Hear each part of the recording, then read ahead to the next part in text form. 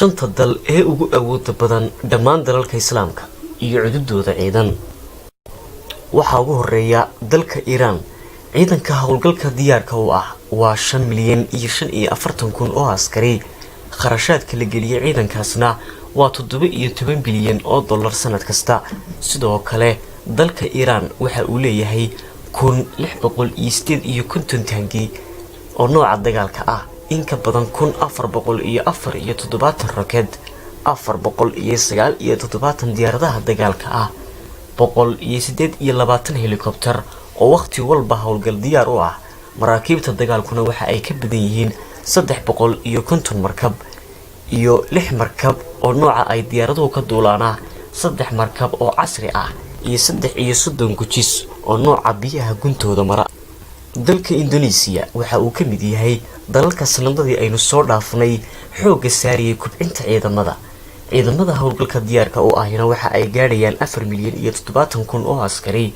sanad kastana waxaa ku baxa 8 milyan oo dollarka Mareykanka ah, 468 taangi oo dhammaantooda casri ah, in ka badan 86 roket iyo 420 diyaaradaha dagaalka ah, 152 helikobtar, 220 maraakiibta dagaalka ah, 6 markab oo casri ah, 10 markab oo ay iyagu iskood ay u farsamaysteen iyo 5 gujis.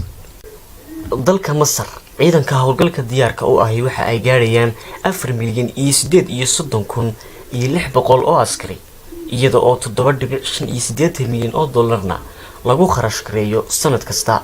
4,600 oo taangiyada dagaalka ah, 1,474 roketyada casriga ah, 1,130 diyaaradaha dagaalka ah, 255 helikobtar, 245 maraakiibta dagaalka ah, 11 markab oo maraakiibta diyaaraduhu ay ka duulaana, 2 markab oo gudaha dalka Masar lagu farsameeyay iyo 8 gujis oo nooca biyaha guntooda mara ah.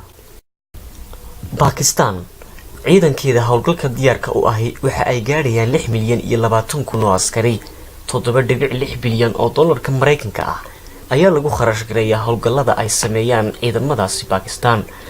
2,924 taangi oo dhammaantood lagu farsameeyay dalkaasi Ruushka, 130 roket oo dhammaantood casri ah, 923 diyaaradaha dagaalka ah, 306 helikobtar, 195 maraakiibta dagaalka ah, 10 markab oo nooca diyaaraduhu ay ka duulaana, 8 markab oo gujis ah.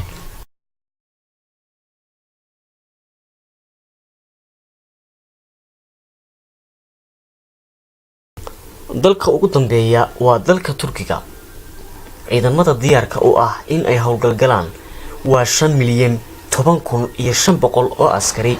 18.6 bilyan oo dollarka Mareykanka ah ayaa lagu maalgeliyaa ciidankaasi. 3,800 oo taangi ayay leeyihiin, 811 roket, waana dalka keliya ee ugu roket badan. 1,700 oo diyaaradaha dagaalka ah, 445 helikobtar oo dhammaantood diyaar ah, 194 maraakiibta dagaalka ah, 16 maraakiibta diyaaraduhu ay ka duulaana, 8 markab oo casri ah oo gudaha Turkiga lagu farsameeyay, 13 markab oo gujisya ah.